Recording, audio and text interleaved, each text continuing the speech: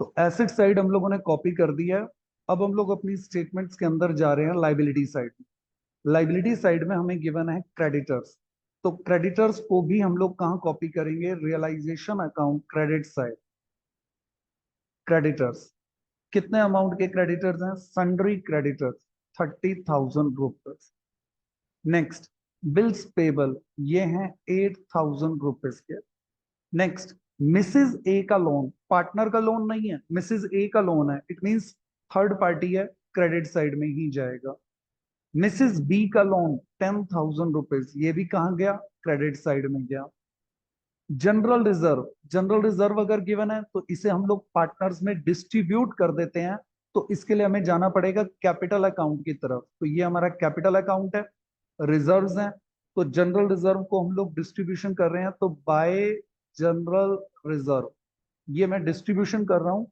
ए और B partners हैं, तो दोनों में डिस्ट्रीब्यूशन कर रहा हूँ। रेशियो ना गिवन हो तो इक्वल रेशियो में डिस्ट्रीब्यूशन कर देंगे, 5,000 5,000। तो ये टू और बाय भी हम लोग मेंशन कर, ठीक है। इन्वेस्टमेंट्स फ्लक्चुएशन रिजर्व, इसका ट्रीटमेंट मैंने आपको ये बताया था कि अगर इन्वेस्टमेंट फ्लक्चुएशन रिजर्व डिसोल्यूशन में गिवन होना, तो बच्चे इसके अंदर हम लोग इसको डायरेक्ट क्या करते हैं? रियलाइजेशन अकाउंट की क्रेडिट साइड में ट्रांसफर कर देते हैं। तो डिसोल्यूशन के चैप्टर में इसका ट्रीटमेंट अलग होता है, एडमिशन और रिटायरमेंट के अंदर इसका अलग ट्रीटमेंट होता है, ठीक है। तो यहां अगर मैं देखूं तो इन्वेस्टमेंट्स फ्लक्चुएशन रिजर्व, ये हमारा अमाउंट गिवन है 1,000 रुपीज का, ठीक है। ये भी हम लोगों ने क्या किया?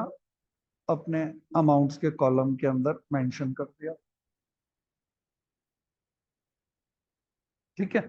नेक्स्ट, ए और बी की कैपिटल गिवन है 10,000,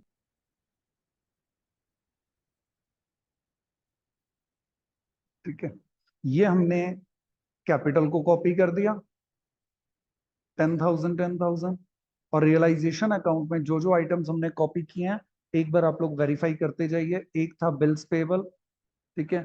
अगली आइटम हमने मेंशन की थी मिसेस ए का लोन था,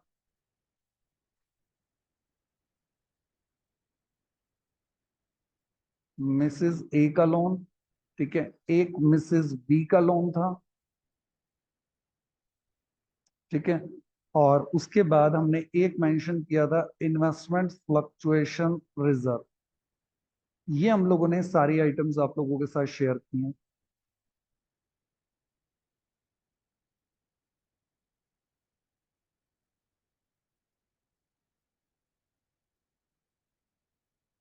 ठीक है।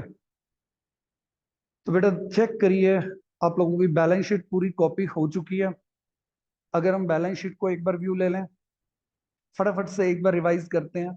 Cash in hand bank account में, bank account, bank account balance के अंदर। Next, stock in trade realisation, investments realisation, debtor realisation, provision realisation account credit side, plant realisation debit, building debit, goodwill debit, advertising suspense loss होता है, capital account debit side. Creditor realisation account credit side, BPB, A का loan भी, B का loan भी। General reserve undistributed profit होते हैं, capital account में distribute कर दिया क्रेडिट साइड।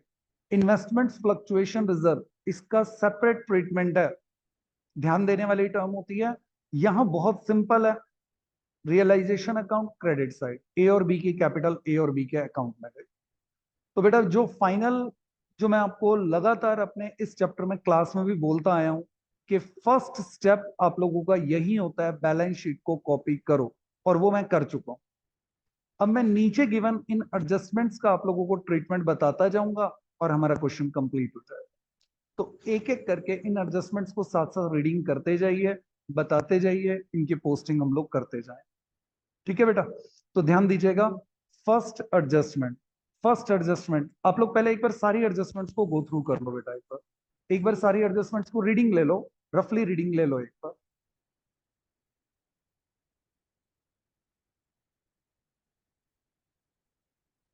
ठीक है। एक बार आराम से रीडिंग ले लीजिए।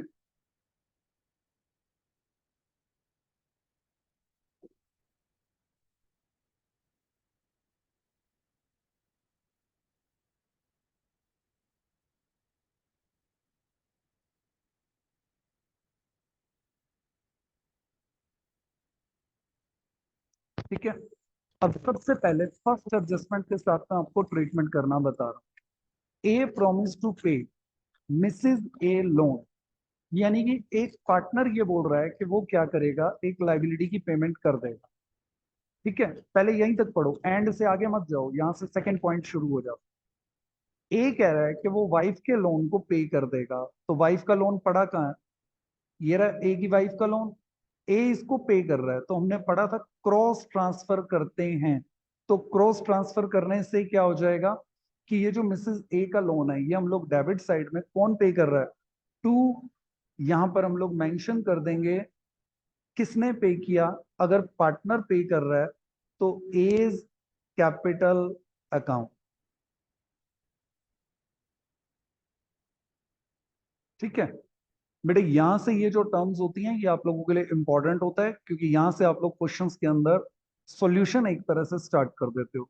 तो जितने पॉइंट हमें बैलेंस शीट से कॉपी करने के बाद करने हैं ना, मैं इनको थोड़ा सा अलग कलर के अंदर एक बार आप लोगों को हाईलाइट कर देता हूँ, सो दैट कि आपको क्वेश्चंस करते हुए ये पता रहे कि ये बातें हमें स्टेटमेंट में से कवर अप करके चलनी है। तो ये हमारी ए की कैपिटल अकाउंट है।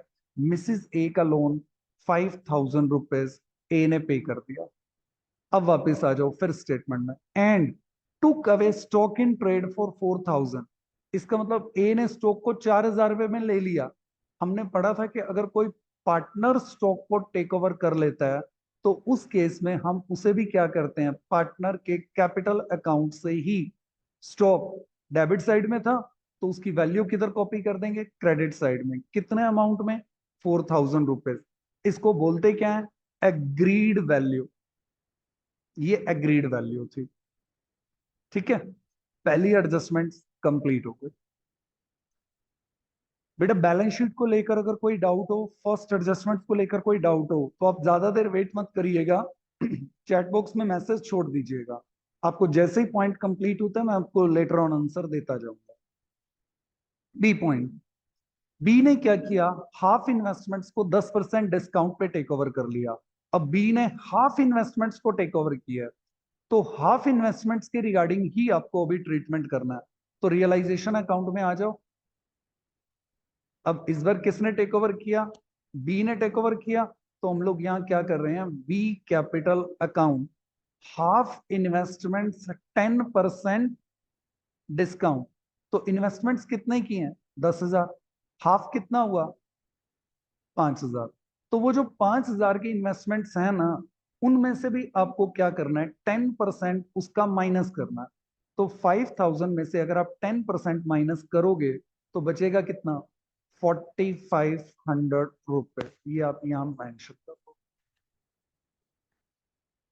ठीक है, तो हमारी सेकेंड एडजस्टमेंट भी कंप्लीट हो गई।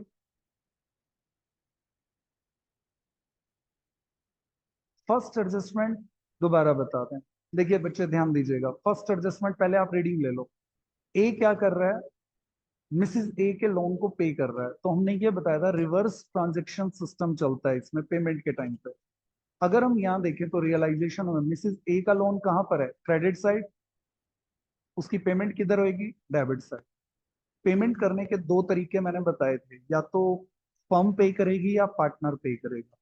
अगर ए का लोन फर्म पे करती तो हम लिखते टू बैंक, पार्टनर पे कर रहा है तो हम लिखते हैं पार्टनर का कैपिटल अकाउंट।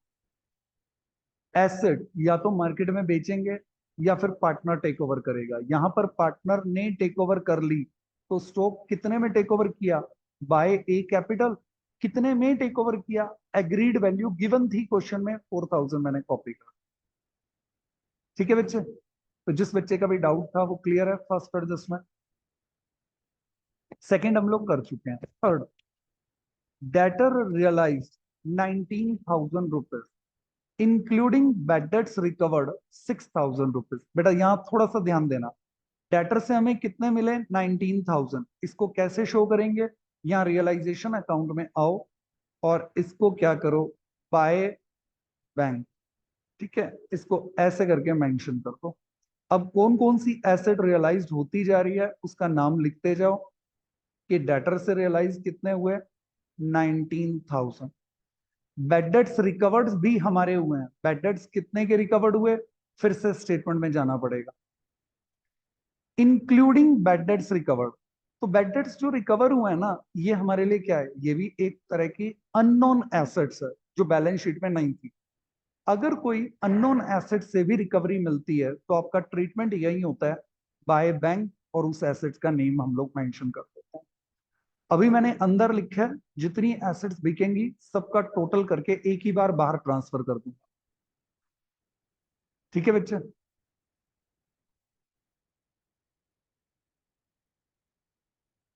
सात्विक, बाय बैंक में मैंने कहा शो किया, जब हम एसेट्स को बच्चे जब हम सेल करते हैं। आप एक बार स्टेटमेंट में ये वाला पॉइंट देखो, स्टेटमेंट में उसने क्या मेंशन किया है कि डेटर से रियलाइज हुए। अब डेटर से क्या हो रहा है, मतलब पैसे रिकवर हुए। तो जब हम कोई एसेट बेचते हैं उससे पैसे रिकवर होते हैं तो वो सीधा क्या करते हैं, बाय बैंक या बाय कैश लिखते हैं। क्योंकि हमने यहाँ बैंक अकाउंट बनाया तो इसलिए सब कुछ बैंक में लिखूंगा। क्लियर सात्विक? Next, D point, creditor and BP were due on an average basis of 1 month after 31st March। ये पॉइंट ध्यान से पढ़िएगा। क्रेडिटर और बीपी की पेमेंट जो है वो आपने 31 मार्च के एक महीने के बाद पे करनी है। ठीक है, 1 मंथ बाद पे करनी है, लेकिन हमने उनकी पेमेंट क्या कर दी, इमीडिएटली कर दी। इमीडिएटली मतलब अभी के अभी हम लोगों ने पैसे पे कर दिए। तो अगर हम उनको इंस्टेंटली पैसे पे कर रहे हैं तो इससे इफेक्ट क्या पड़ेगा, वो कहता है कि उन्होंने हमें 6% पर एनम के बेसिस पे डिस्काउंट दे दिया। किसने दिया, क्रेडिटर और बीपी ने। फिर से रियलाइजेशन अकाउंट में आ जाओ। तो क्रेडिटर और बीपी, अगर मैं यहां हाईलाइट करूं तो ये मेरे क्रेडिटर और बीपी हैं।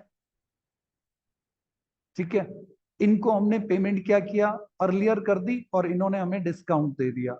तो मैं यहां क्या मेंशन कर रहा हूं, टू बैंक, क्रेडिटर और बीपी दोनों को ऐड कर दो। तो क्रेडिटर कितने के 30, बीपी कितने के 8, दोनों को मिला के हो गया 38। इसके ऊपर मल्टीप्लाई कितने परसेंट मेंशन किया गया था, 6% मेंशन किया गया था। कितना टाइम पीरियड था, 1/12 था, ये टाइम पीरियड था। तो अगर मैं ये सारा कैलकुलेट करूंगा तो ये मेरा निकल आएगा डिस्काउंट। इसको कैलकुलेट करके बताइएगा एक बार कितना डिस्काउंट आ रहा है। डिस्काउंट का अमाउंट कैलकुलेट करिए, 38,000 इंटू 6/100 इंटू 1/12। अमाउंट कैलकुलेट करिए कितना आता है, जो आएगा वो माइनस कर दीजिए। किया किसी बच्चे ने कैलकुलेट? डी पॉइंट बच्चे अभी फिर रिपीट करते हैं, एक थर्ड एडजस्टमेंट। बेटा एक बार ध्यान से आप लोग साथ साथ करो, थर्ड और फोर्थ मैं एक बार रिपीट करता हूं। फोर्थ, थर्ड भी और फोर्थ भी, डेटर रियलाइज 19,000। डेटर से 19,000 रिकवर हुआ। जिस एसेट से रिकवर होगा उसका हम लोग नाम क्या करते हैं, बाय बैंक लिखते हैं। डेटर इधर थे डेबिट साइड, तो उसकी पोस्टिंग किधर चली जाएगी, क्रेडिट साइड। किस नाम से, बाय बैंक। ठीक है, ये देखिए, ये डेटर हमारे डेबिट में पड़े हैं और इनकी पेमेंट हमें कहाँ कलेक्ट हो रही है, क्रेडिट साइड। क्लियर? अब नेक्स्ट जो पॉइंट है वो है डी। डी पॉइंट में डाउट है, एक बार फिर पढ़ लो। Creditor and BP, creditor and BP कितने के हैं, ये हैं 38। इनके बारे में क्या कहता है, इनके बारे में कहता है कि इनकी पेमेंट आपको एवरेज बेसिस पे सबको कब करनी है, एक महीने के आफ्टर, आफ्टर 31 मार्च, यानी कि 31 मार्च के बाद आप लोगों को पे करना है। ठीक है, और वो कहता है कि इनको पेमेंट हम टाइम से पहले कर रहे हैं तो हम उनसे डिस्काउंट चाहते हैं, भाई हमें डिस्काउंट दो। तो क्रेडिटर कह रहे हैं कि हम आपको 6% पर एनम बेसिस पे डिस्काउंट दे रहे हैं। तो यहां ध्यान देना बच्चे, हमने क्या किया, ये हमारा अमाउंट था 38,000 दोनों को मिलाकर, 6% रेट थी, ये साइन मल्टीप्लाई का, इंटू 1/12, क्योंकि एक महीने का डिस्काउंट है। तो मैंने ये क्या सारा क्या किया, कैलकुलेट किया। और जैसे ही मैंने ये सारा कैलकुलेट किया मेरे पास रिजल्ट आया कि 190 रुपीज का डिस्काउंट है। तो मैंने क्या किया, जितनी अमाउंट उनको पे करनी है 38,000 रुपीज, उसमें से क्या किया, माइनस कर दिया 190 रुपीज का डिस्काउंट और पेमेंट शो कर दी डेबिट साइड के अंदर। हाँ जी बच्चे, अब बताइए भाई, फोर्थ एडजस्टमेंट क्लियर है? एडजस्टमेंट नंबर 4, ठीक है। 4 एडजस्टमेंट बाकी बच्चे भी देख लो बेटा, अगर क्लियर है तो।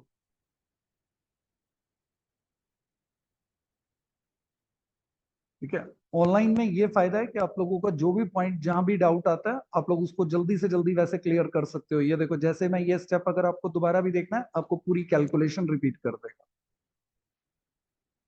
10 मिनट्स हैं बच्चे मीटिंग लेफ्ट होने में, तो हमें ये क्वेश्चन अपना कवर अप करना है, थोड़ा सा ध्यान दीजिएगा जल्दी। प्लांट, प्लांट से रियलाइज हुआ 25,000 रुपीज। अब आप अपनी स्टेटमेंट सामने रखिए, ठीक है। तो यहां आपको मेंशन करना है कि प्लांट से हमें रियलाइज हो रहा है अमाउंट 25,000 रुपीज, बिल्डिंग से रियलाइज हुआ हमें 40,000 रुपीज, ठीक है। गुडविल से रियलाइज हुआ 6,000 रुपीज और रिमेनिंग इन्वेस्टमेंट से रियलाइज हुआ 4,500 रुपीज। तो ये हमारी सारी की सारी एसेट्स को सेल करके हमारे पास पैसे रिकवर हुए, और जो इन सब का टोटल करके आया, इन सब का टोटल मैंने क्या किया, ये सारा का सारा मैंने बाहर रिफ्लेक्ट कर दिया कि ये मेरा टोटल आ रहा है 94,500 रुपीज, ठीक है। तो यहां पर आप लोग जब अपना प्रेजेंटेशन करेंगे तो उनके अंदर प्रॉपर लाइनिंग वगैरह लगाकर अपने वर्क के अंदर मेंशन करिए,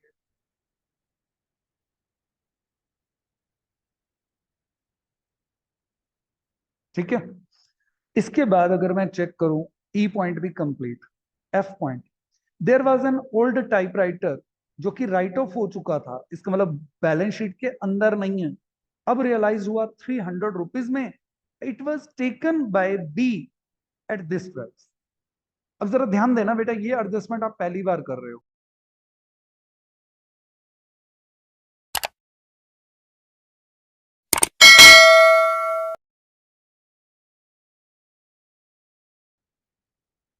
अगर कोई अननोन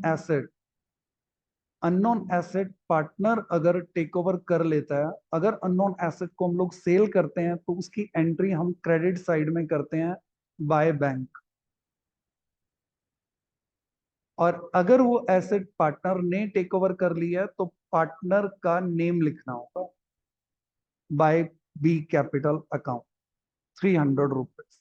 ये डिफरेंस आएगा, ये अब करेक्ट है,